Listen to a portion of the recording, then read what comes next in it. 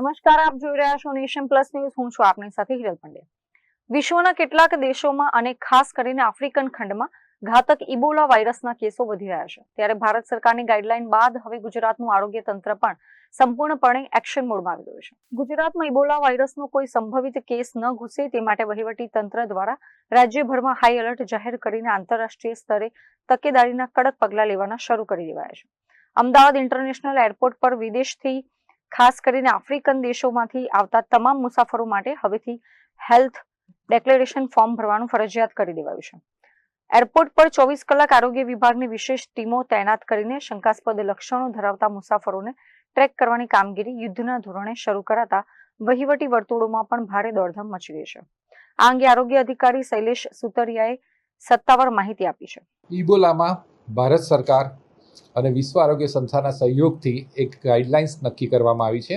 આ રોગના એક પણ દર્દી આપણે ભારતમાં જોવા મળતા નથી અને ઇબોલા વાયરસ અત્યારે ભારતમાં જોવા મળ્યો નથી. એટલે વિદેશથી આવતા જે પ્રવાસીઓ હોય એમાં ખાસ કરીને કોંગો, યુગાન્ડા જેવા જે આફ્રિકન કન્ટ્રીમાંથી આવે છે એની વિશેષ તપાસ થાય છે. ઇમિગ્રેશન ડિપાર્ટમેન્ટના સહયોગથી આપણે ઇન્ટરનેશનલ એરપોર્ટ પર ટીમ તૈનાત કરવામાં આવી છે. ભારત સરકાર દ્વારા 3 કેટેગરી નક્કી કરવામાં આવી છે. એમાં જે પહેલી કેટેગરી એવા છે કે જે લોકો દર્દીના સંપર્કમાં પણ નથી અને એમને કોઈ પણ જાતના સિમ્ટમ્સ જોવા નથી મળતા, તો એ લોકોને 21 દિવસ માટે આપણે હોમમાં રાખીએ છીએ, હોમ ક્વોરન્ટાઇન. અને એ લોકોના જે દર્દીઓનું આવે એ લોકો આપણને લાઇન લિસ્ટિંગ આપે. હજી સુધી વડોદરા જિલ્લામાં એવું કોઈ દર્દી આવ્યું નથી, પણ ત્યાંથી લાઇન લિસ્ટિંગ મળે તો આપણે રોજ MPNW, FHW દ્વારા એનું સ્ક્રીનિંગ ઘરે કરાવી અને મોનિટરિંગ 21 દિવસ કરીએ. જો એમાં સિમ્ટમ્સ લાગે તો પછી એની કેટેગરી 2 પ્રમાણે કરીએ.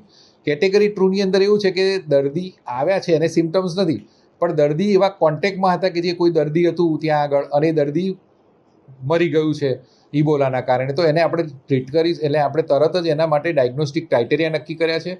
એ ડાયગ્નોસ્ટિક ક્રાઇટેરિયા પૂરેપૂરા આપણે કરીશું અને એને ઇબોલા નથી એ નક્કી થાય પછી જ આપણે એને કેટેગરી 1 પ્રમાણે હોમમાં જઈશું અને એમાંથી 21 દિવસ સુધી એનું આપણે મોનિટરિંગ કરીશું.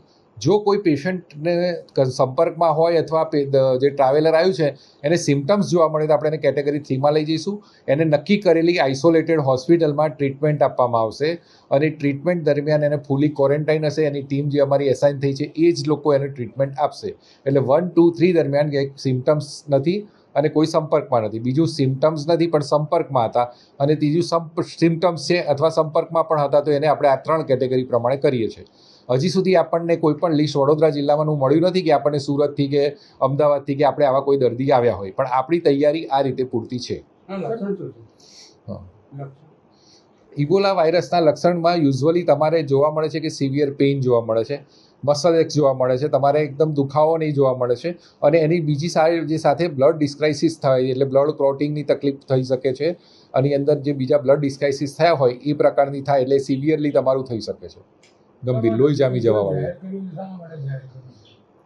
કોઈ પણ રોગ જ્યારે થાય, એના નવો જ રોગ આવ્યો હોય અને એના આવા ઇબોલા વાયરસ જેવા નવા વાયરસ આવ્યા હોય ત્યારે WHO એક ગાઈડલાઇન્સ જાહેર કરે છે કે જે વિસ્તાર છે એને ક્વોરન્ટાઇન કરીને એને તો ત્યાં ટ્રીટમેન્ટ આપે છે, પણ એ બીજા કન્ટ્રીમાં ના ફેલાય. એટલા માટે આપણે એવું છે કે આપણે દરેકને મૂવમેન્ટ તો રિસ્ટ્રિક્ટ ના કરી શકીએ, પણ જે એ દર્દીમાં ત્યાંથી એ એરિયામાંથી આવે છે પણ જે લોકો દર્દી નથી, એમને સિમ્ટમ્સ નથી, એ લોકોના માટે અને આપણે એ લોકોના દ્વારા બીજામાં ના ફેલાય કોમ્યુનિટીમાં, એટલા માટે આ ગાઈડલાઇન્સ ઇસ્યુ કરવામાં આવી છે.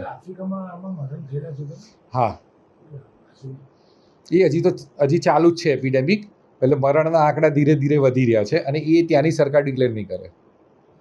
પણ આ સિવિયર કન્ડિશન છે. બીજી વસ્તુ કે આની કોઈ સ્પેસિફિક ટ્રીટમેન્ટ નથી. જો આની અંદર એવું છે કે આ શ્વાસોશ્વાસથી ફેલાતો નથી. જે કોરોના હતો ને શ્વાસોશ્વાસથી ફેલાતો હતો, એટલા માટે આ દર્દીના સંપર્કમાં તમે બ્લડ અથવા બોડી ફ્લુઇડ જે હોય એના તમે સંપર્કમાં આવતા હોય તો એના લીધે તમારે ફેલાય. હાથ એટલે દાખલા તરીકે શ્વાસોશ્વાસથી ફેલાતો તો એ રીતે નથી, એટલે તમારે ચિંતા કરવાની જરૂર નથી. એ રીતે અત્રે ઉલ્લેખનીય છે કે માત્ર અમદાવાદ જ નહીં પરંતુ સુરત, વડોદરા અને રાજકોટ સહિત સમગ્ર ગુજરાતના મુખ્ય શહેરો અને સંભવિત એન્ટ્રી પોઈન્ટ્સ પર પણ આરોગ્ય વિભાગે હાઈ એલર્ટ આપીને વોચ વધારી દીધી છે. આરોગ્ય તંત્ર દ્વારા નાગરિકોને અપીલ કરવામાં આવી છે કે માત્ર તકેદારીના ભાગરૂપે લેવાયેલા પગલાં છે, જેથી જનતાએ ગભરાવાની જરૂર નથી. કેમેરામેન નવનીત પરમાર સાથે Chirag Patel, Nation Plus News, Vadodara.